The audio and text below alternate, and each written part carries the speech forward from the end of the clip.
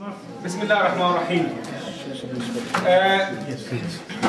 Ihraam, actually, it's a status that you enter in. Okay?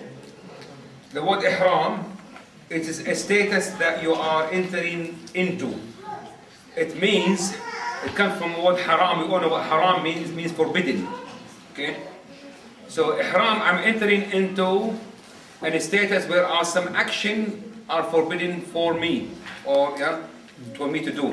For example, when we go to pray, you have what you call takbiratul ihram, to say Allahu Akbar. That is called takbiratul ihram. It means I'm going to go into an ihram status in the salah, and it is haram for me when I'm praying to eat, for example, or talk, or walk around, or clip my nails, etc., etc. Okay. So that's why it's called Takbiratul Ihram. Now, when we go on Hajj, we also go into an Ihram status. But for that, we don't say Allahu Akbar. We say something else, and we do something else. Now, while we are in the Ihram status, on Hajj or Umrah, one of the things we can't do is we cannot wear our usual garment. So that have to be taken off. Okay? That have to be removed. Not in front of people, of course. This have to be removed. Everything have to be removed. Okay? Now, the sunnah is to have a complete ghusl or a shower. And your intention, you are doing ghusl al-ihram. That's your intention, the way to ghusl al-ihram. Yeah. And you don't have to say it, because your action is your intention. Like, what are you going to shower for? Because you're going to have a shower so you could go into ihram status. But up until now, you do not say the intention of ihram. You are not in ihram status. You merely having a ghusl so that you go into the ihram. Okay? Like, for example, if somebody do a ghusl to go to Jum'ah prayer, it doesn't mean he's in Jum'ah prayer, does it? In the Friday prayer. He may do his ghusl for Jum'ah prayer, for Friday prayer at 9 o'clock in the morning. So anyway, so that if you do ghusl for ihram, after doing the ghusl, that is a sunnah. No, you don't have to. You take the atar. Anyone's got atar? Atar, just. No? Oh yeah, I have, sorry, yeah, I have. Okay. Yeah, let's go on here. There you go. Look, I got two. Now, atar, it's that oil actually, the oil that is perfume, okay, the Arab perfume, and the sunnah is to use oud. It's called oud. Okay, that's the Prophet ﷺ favor when he do the ghusl for Umrah. Or if you can't find oud, then misk or musk. If you can't find, then but something that actually that is nice. You don't get something that is people dislike. And sometimes what you could do actually ask me if something that you feel. Ask me, what do you think that's nice? Do you think that's nice? If you're not sure about it. Okay. But oud, that is definitely. And oud is made of oil, okay, or some sort of ointment. Okay, they used to rub it on your skin. Okay, so you get that. Okay, that is not oud, by the way. It has something else. And you smear it all over you, as much as you want. Don't worry. That's after you had your shower. And that, obviously, that smell will remain on. During the tawaf, etc. That is no problem. There's no harm in that. Don't worry about it. Yeah? But once you go into the status of ihram, then you don't touch that anymore until you come out of it. Another thing you can't do with this, you cannot get your ihram clothes and say, I'm going to rub, with atar. No, you don't do that. You do it on your body. Okay? Now, after that, if it goes from that into that is not your problem. Okay, so that is a sunnah, not a fard. Now, the things that you are not allowed to wear is anything that is made in the shape of your body, like a sewn material. Muhammad, speak to Can you use the other door? Yeah. Right. So you got two garments that you wear. Okay? You cannot wear this because it is shown to the shape of my arm and my body. I cannot wear that because it's shown to the shape of my legs, etc. You cannot wear an underpants because they are shaped and sewn to the shape of your body. So it says you can wear two garments. One is izar, that goes around, yeah, and one is rida, it's called. How do we wear them? You cannot wear ordinary shoes. It is better to wear sandals, it's called na'al, or you are allowed to wear a khuf or a shoe that is cut to below the ankle. Yeah, below the ankle in here. So if you have a look. Yeah, that's okay. Can I have so these, for example, they are okay because they are cut below the ankle.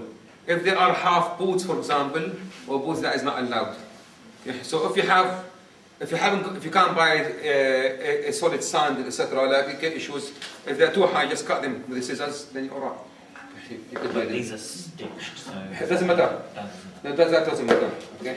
So the front of the bone doesn't have to be bare. No, it doesn't have to be bare. This is allowed.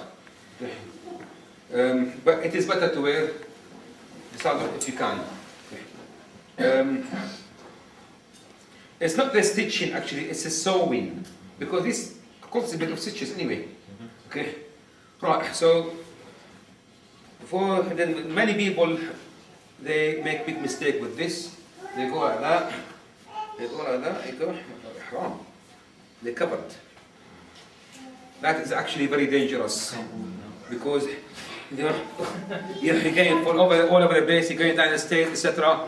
So it's too tight. You cannot get on the bus with this. Okay? You have to hop. Okay?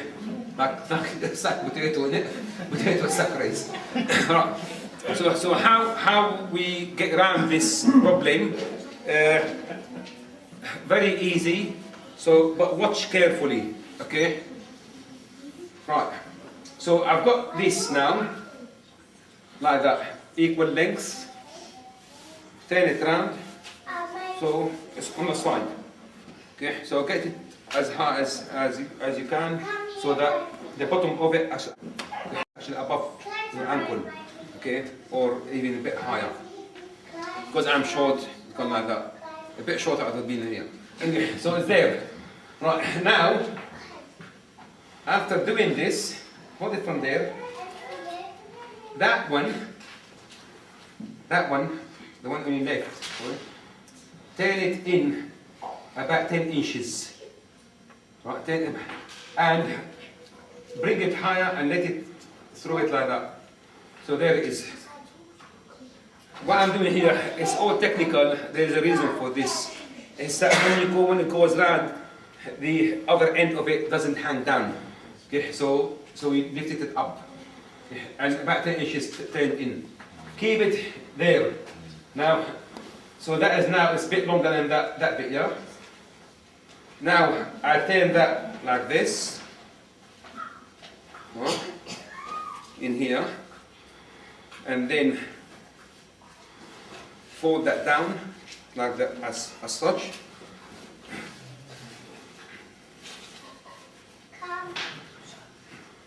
Yeah? And guess what? That will never come off. Yeah? Okay? It's there. And it doesn't have any knots because it is makruh. It is disliked to knot your material. Okay, don't do any knots. That is not a knot, that is a fold. Okay. Now look, I can move freely. And because of that turning I did, it doesn't matter how much I spread my legs, you don't see anything. Yeah? Look, even if you go like that, look, see? So your legs are completely covered, no matter how you move. Okay. Just by that, actually that double turning that we did in there. Okay. So that is that. Now we come to, sorry? No, I'm not okay. That we're doing the minimum requirement. So this, the rida now. That's izar, rida. There's my rida. I could wear it like that. No problem. You walk in Iran, people pulling you, so start pulling off. No, we don't want to do that. No. So what you do, as you're wearing it, it goes like this. Obviously, it's not going to go like that, are you? So, and then that bit now is throw it back. Okay, so now you've got some weight on top. Okay, and it's all covered. That bit I could actually tuck in here, if you like. Okay, and that in there. Okay, I could throw it from here over. Okay, and it's there. Labbaik Allahumma labbaik. All is showing in there, all is showing is my arm. My belly is not shown. Okay, because I don't want people to see my body. Although it's not awra, but men and women they're both requested to dress modestly all the time. Okay. You see some people hajj like, you know, they go walking about like this, you know, that is ugly scene. You know, it's really ugly and puts people off. Don't put people off with their hajj. They try to be nice and neat all the time. Okay, so anyway, so tuck that in. Now, I want to go and do my face tawaf. Okay, so what I do, I need to show now my right shoulder. So I take that down. Okay, there you go. Without too much hustle. Go on there. Now what happened? There's going to be some weight in here. So take that bit, the bottom bit, under there and tuck it in here. Okay. Tuck it in. So now the weight is gone. Okay. And that bit, you just throw it over, if you like, and it's there. Okay? It's not going to fall off. Why? Because the weight is being actually held. And okay, there you go. Lose it a bit in here if you want. Labbaik Allahumma labbaik, and as you do in tawaf, like you're supposed to run a little bit. Okay, on the face, three shots. Okay, between al-Hajar al-Aswad, okay, and then we go Hajar Ismail. Okay, that bit. Anyway, so there it is. Don't walk about with like this all the time. It's only on the face tawaf you do that, and then after that, yeah. Sorry, face. See, after that you take that off, and you add to normal nice and modest. This is what you required as minimum. Now we have to have some hajj or accessory. This is actually, they call it ihram clothes. It is not blessed clothes. You know, don't think of it like, you know, how we have to, you know, like people think it's holy. Okay. Some people think if you take it off your ihram it's broken. No, it's only a clothes, like you know, wearing your shirt and trousers. Okay. When you go to your hotel, you would have a shower. You take it off. You have a shower. You could change it if you want. But the thing is, ihram, you are not allowed to wear anything else apart from this. Now, what we have some accessories that are allowed to wear. One of them we mentioned, like the shoes, for example, cut under the ankle, or sandals. You are not allowed to wear khuf. If the only thing you have is a khuf, it means like half boots, then cut them, as I said, and wear them. Muhammad sallallahu alaihi wasallam, he says, those who cannot find izar, they can wear sirwal, which is this. So it is allowed if you cannot find an izar.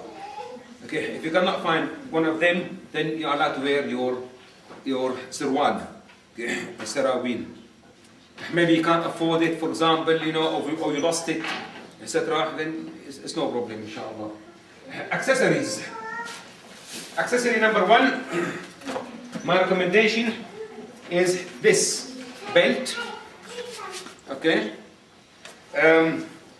Where you put your money and your valuables, your passports, you know, airline ticket if you want, your mobile number. You don't have passport with you. Okay, whatever, okay, valuable. So, try to buy a good one. Okay, you know, good solid one. And even if you can use it just for Hajj and Umrah, you may use it for travel, or maybe you want to lend it to somebody. I find this one very good actually, because you could adjust it very easy. There you go, now it's very big. Okay, so put it on, clip it, turn it around, take it up now a little bit, and then put it tight.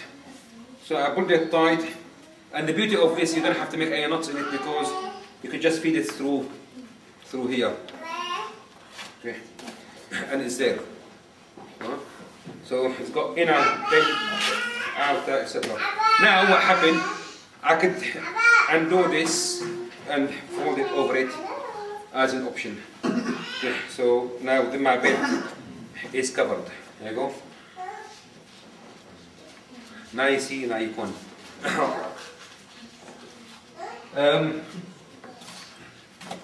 It comes in handy because you can also wear that and use it to tuck things into it. Accessory number 2, which is very useful, which actually a bicycle bag. Sorry? Did you go to Hartford? Yeah, I did. Okay, maybe go to another shop, I don't know. Okay. There it is. Put it on. This is useful to put your shoes in, or your sandals when you go into the haram or to the masjid, etc. You could, what I advise, put them in a plastic bag, put them in here. Okay. You can put your mushaf in there if you want, okay, or get two for mushaf, etc. I find it really useful. You could put your mobile phone in here maybe, or some change. They allow it in the haram? It's The allowed, guards yeah. outside. It's allowed. I took it to the haram. It's no problem. Okay. And what is handy about it as well? Okay. Yeah. You can put your haram, your rida on. Okay. You could use it to tuck things in. Okay. But look, even when I'm doing this, it has not affected my ihram clothes at all whatsoever. That's one accessory. Another accessory. I actually thought about it when I was doing my Umrah. It's really good because there was a lot of ugly scenes happening. People are sometimes not aware of what they're doing. You get somebody wearing their ihram clothes like that, they sit on top of the stage, you know, spreading their legs, and they don't know what people are seeing because they have nothing underneath. Okay? So they have caused actually some horrible scene to somebody, like offensive, the way I would say it. So there is a way around it. The izar, okay, is too thin. You are allowed to wear two. You know what? I can have two. No problem, not just one. I can have three if I want. There's no problem. We're not saying that you can have more than two. You can have 3, 4, whatever you want. So I have asked a few people, some sheikhs from the Shafi'i madhab, some sheikhs from the Hanafi madhab, okay, about is there any harm if somebody got a piece of cloth to wrap it around his awra, his private part? And the answer said was no harm at all. There's nothing to say you can't have it, provided it is not an underpants, provided it's not actually sewn to your shape. So there it is. You get from your bed sheet, get a bed sheet, destroy it, okay, cut it into a triangle, an equal triangle. The side of the triangle should be to around your waist plus an arm weights, okay? That's to allow for securing it. So what you do with that, okay, you wear it under your izar. I'm not going to give the full demonstration because, you know, that's an option, as I'm saying. Okay, you can. What you do, you take it round.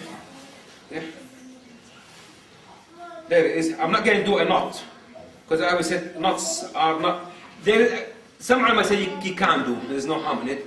But some scholars say they prefer like if you don't do any knots. Okay. So instead of doing a knot, you could do it like that and then roll it again. Once you roll it, it's actually secured. Okay. And then you get that third piece that in here. This is you take it up and you roll it, then you covered your awra. Okay. Or if you want, you can do a face aid thing that you do. You take it over once, over again, okay, and you go like that. That's it. No, that's not going to come off. Okay. And it's not a knot either. Okay. Again, you bring that third piece, that triangle, and you got the idea. Okay. And you talk it. If you want to be extra clever, oops, from here, you could make 2 holes in there, so that when you take it up, you take it through the holes if you want. Okay. So that's just an extra piece to cover your awra. One more, something extra. If I'm going, for example, to Medina from here, okay, then I don't have to worry about this. Because I'm going to stay to Medina, I don't need to do ihram between here and Medina. In Medina, I could go to my shower. If I'm going from Medina to Mecca, I could do my ihram, prepare myself in Medina, and then I go from there. But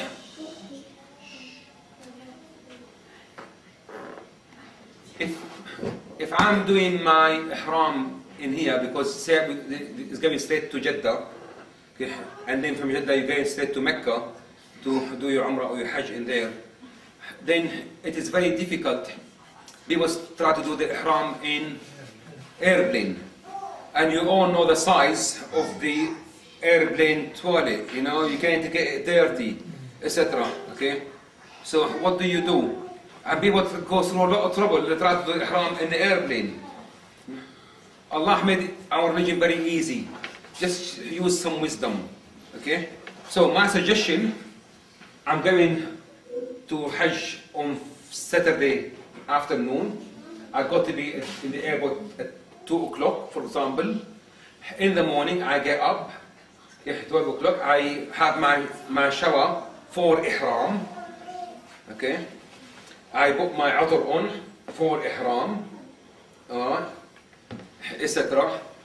I could wear this garment. I could take my thobe off. I put that in my suitcase. Okay, take that off. I could put that on. There you go. I'm going to do it on very quickly again. Look, it shows you how quickly it is. Like it's not complicated. There, or tuck that in like that. Okay, about 10 inches. Take it back, tie it up. There. If you miss that, then it's too bad. You go. It's there. Put that on.